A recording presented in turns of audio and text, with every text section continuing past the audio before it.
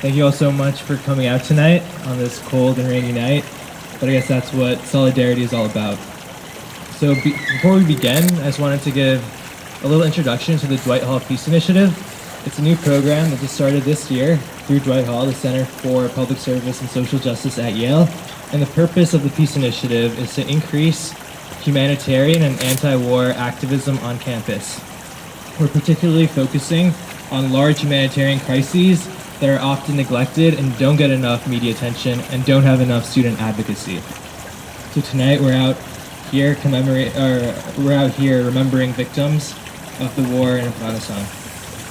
So before we begin, I just want to introduce Zishan Gondal. He graduated last year, and he will be reciting some verses from the Quran.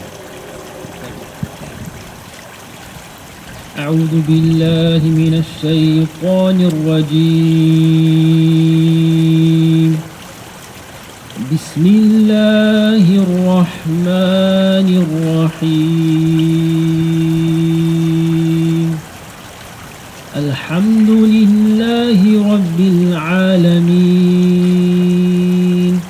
الرحمن الرحيم مالك يوم الدين إياك نعبد وإياك نستعين اهدنا الصراط المستقيم صراط الذين أنعمت عليهم غير المغضوب عليهم ولا الضالين.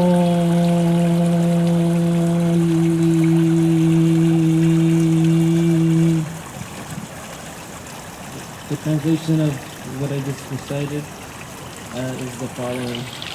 In the name of God, Lord of mercy, the giver of mercy. Praise belongs to God, Lord of the worlds, the Lord of mercy, the giver of mercy. Master of the day of judgment, it is you we worship, it is you we ask for help. Guide us to the straight path, the path of those whom you have blessed, those who incur no anger and who have not gone astray. Ameen. Thank you very much, Zishan. So the purpose of this vigil is to remember all the precious lives lost in the war in Afghanistan. Just 2 weeks ago, a U.S. drone strike killed 32 pine nut harvesters who had finished a long day of work and were relaxing around a bonfire. 32 precious lives taken by a U.S. drone strike, which injured at least 40 others. 4 days after that, on September 23rd, at least 40 civilians at a wedding party were killed by a US-backed army raid. The wedding was adjacent to a Taliban hideout, so I guess those 40 innocent lives, including 12 children, will be written off as collateral damage.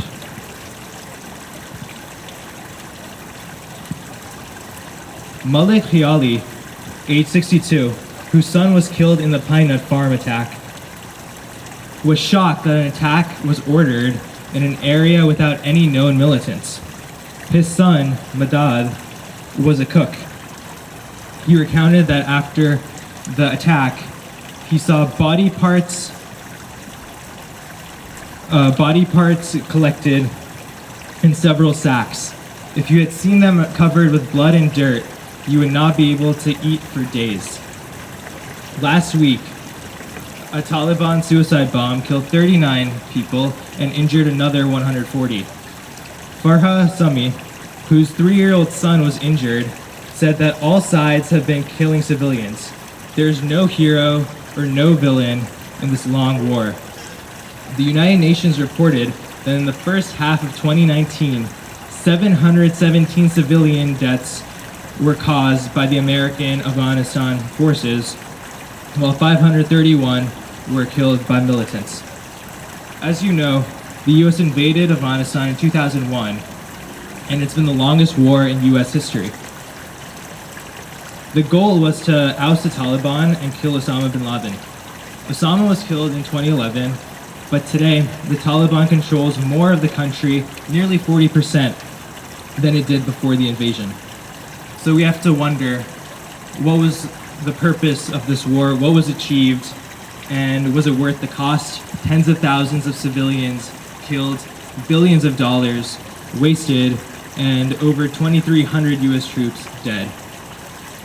So it's time to act to end this war, but for now we pray for the victims whose lives were taken far too soon.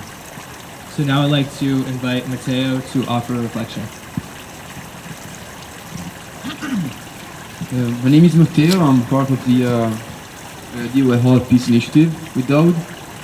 And I think that these numbers are terrifying.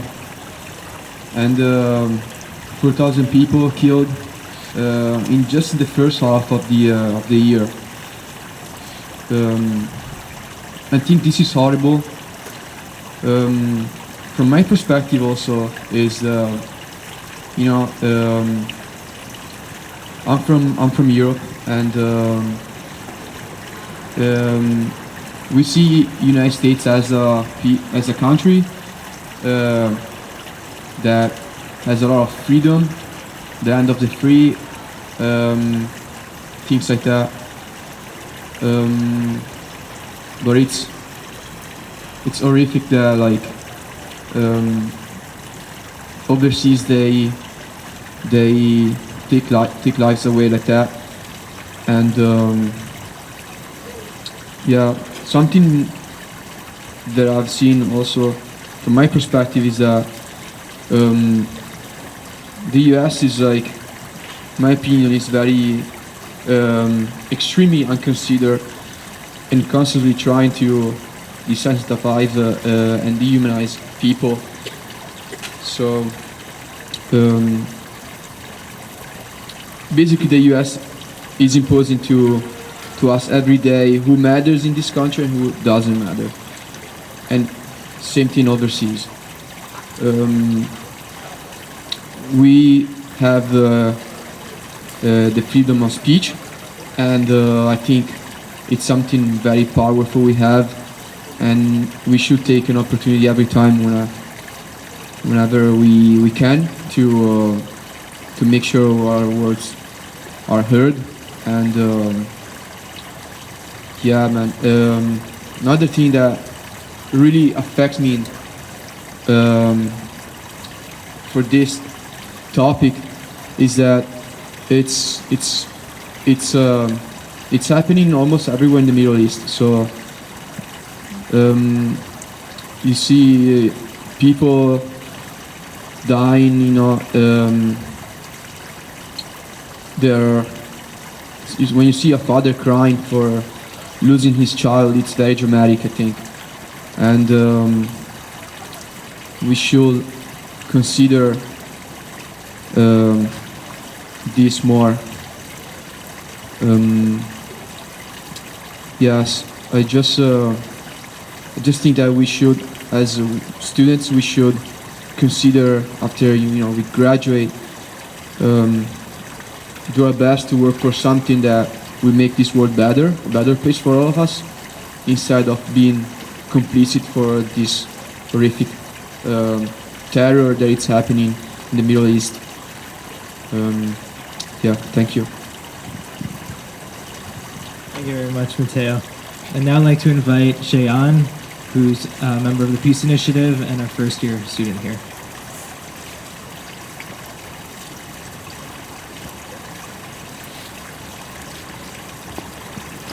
I'm Shayan.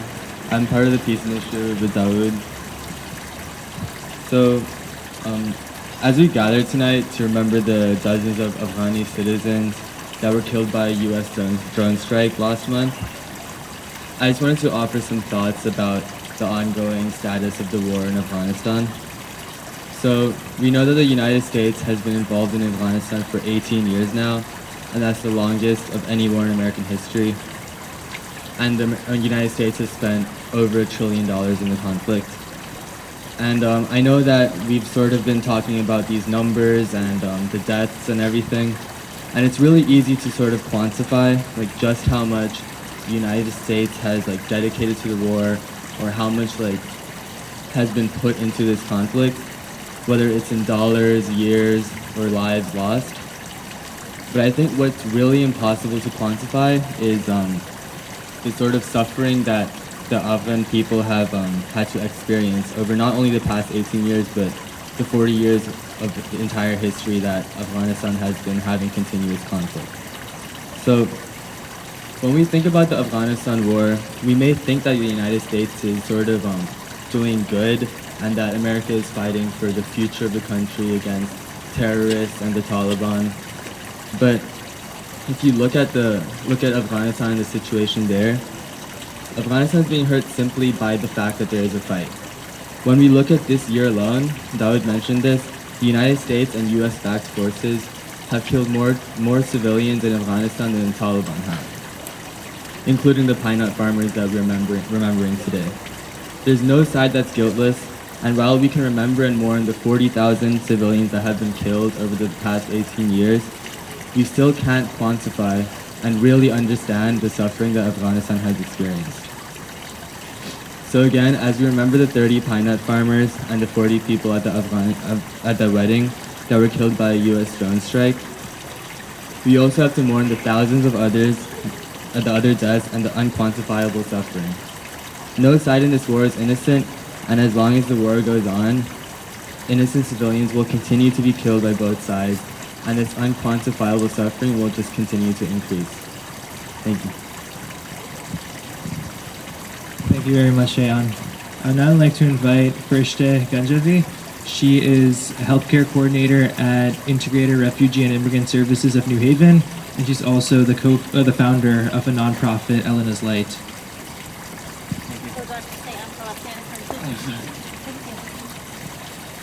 Salam, and thank you all for being here and listening and being our voice and our eyes and our hands and our like person who can talk on behalf of us. I know there is day by day many Afghan families joining and coming to New Haven because I'm working at IRIS and I'm welcoming many of them. As I came as a refugee in 2011 with my mother here in New Haven, it's a really great community and welcoming everyone. I was thinking, what should I talk?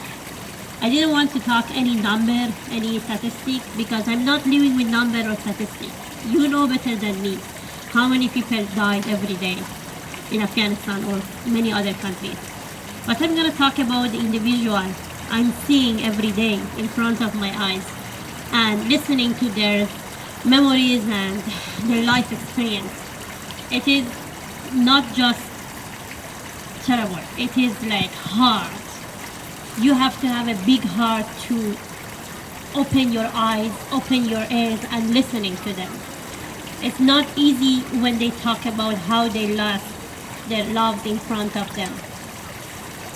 How Taliban or any other organization, someone called them brother, someone called them, I don't know, with any name. I cannot say United States, I cannot say Taliban. I'm just gonna say any military from any country who have fight, they found a way to go to the hero, to the haven from Afghanistan. And they killed many people. They killed it in the name of Islam, in the name of any religion they name it, but it's not religion, it's just politics. They use religion as a tool and kill our people and make them immigrants, refugees everywhere. If you look at the map, you're gonna see thousands of people are immigrants and refugees in many countries. I just heard today someone lost his father because of heart attack in Afghanistan, and the kids were all of his children were in Europe for 20 years and they never seen the father. He's just gonna go to just carry the body of father. He had just 10 years old when he left Afghanistan. This is just one of them. When I watch your video and I see a guy was talking about how he carry a hands of 5 years old and say, this is the only gift I have from God now. Anyone I talk with my mother, and when she sees them talk about their memories, she just said, oh, I know that woman I know. I said, how you know her? How you remember her? The only memory she has, how bomb attacked to their house and how many people lost from that person. That's the way she remembered people. I'm just gonna say, stop war anywhere, especially in Afghanistan. It's not killing people, it's killing people outside. I never seen Afghanistan, but since I born, since I raised, always my father was on news, and always he talked about it, and we cried together, and we listened to the news. That was our life. Since I'm here in the United States, I'm always on the news and watch it and see it. The program I create, sending students from Yale, UNH, and some other universities to the family's house and try to teach them English and driving things. Always I tell the volunteer, first of all, I appreciate everyone's work. Then I say, when you go to the family's house, don't talk about anything happening in Afghanistan, but just feel them. They are here in front of you, but their mind and their heart is still in Afghanistan. Unfortunately, there is like at least one suicide attack or one attack by mistake once a month. And probably one of their loved ones died there. They are here smiling in front of you, but their heart is broken. Just be with them and try to make them happy. I don't want to take them, their brain to where they came from. We have to have a successful life here to help and make our community better. Also helping the community we have in Afghanistan. I'm happy and proud to be here standing in front of you and talk about it. The day I came here, the first day when I came to the Yale, that was one of my goals, and to talk and to be heard. And I'm gonna say thank you to the program you create at Yale. I hope you can have such a this gathering for all other countries who are facing and challenging with war. This is my goal, and I pray, please everyone pray all the time. I wish there is no war at any country. Thank you. Thank you so much, Fereshteh. I would now like to invite Yale chaplain Sharon Kugler to offer a reflection.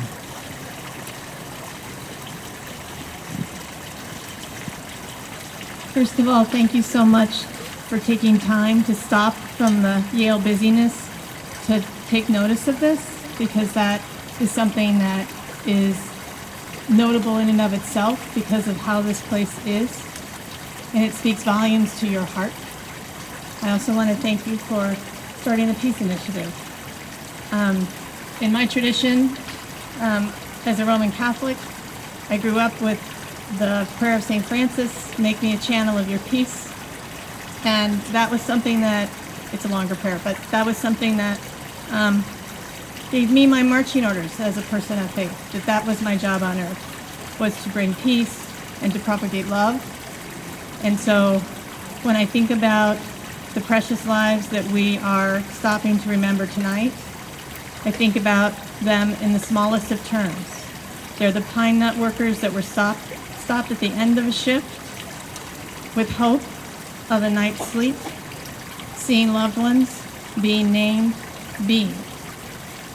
There are families who were getting ready to celebrate one of the most beautiful passage of life, the creation, the fusion of two families, a marriage, the celebration of love, and they were shut down. And everything that they thought would happen that day turned into the nightmare of their lives. So we stand here and we hold those precious lives close because they can be so quickly forgotten in today's news cycle. But these are people. They're human beings like you and I. They had names. They had people that loved them. They had people that gave birth to them. And now people that mourn them.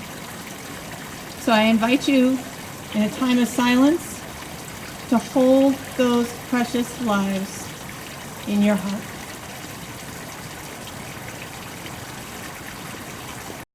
Merciful God of many names, you call us to care for creation, to heal creation, not to destroy creation. My beloved sisters and brothers gathered here, I bid you peace, salam, shalom, Shanti, be instruments of peace.